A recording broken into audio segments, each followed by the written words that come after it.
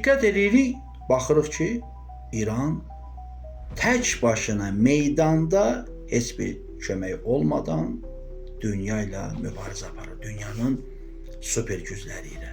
Amma məğlub edilmir. Ziyan olacaq da, müqayisəni bu cəhətdə dedim. Məlum məsələdir, müharibədə tərəflərin hamısı ziyan görür. Bu təbiidir.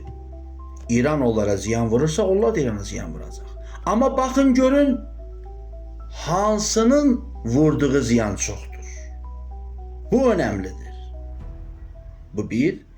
İkinci, baxın görün, kim kiminə vuruşur və mübarizə nə cürdür?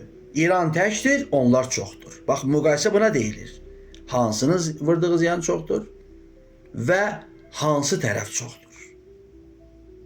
Bu müqayisəni etsək, insafla hökm edərik ki, qalib İrandır. Onlar hünər eləməyib ki. Onlar öz qabaqçıl silahlarıyla və bir ölkə deyil, iki ölkə deyil, bir neçə ölkə həqiqətə düşüblər.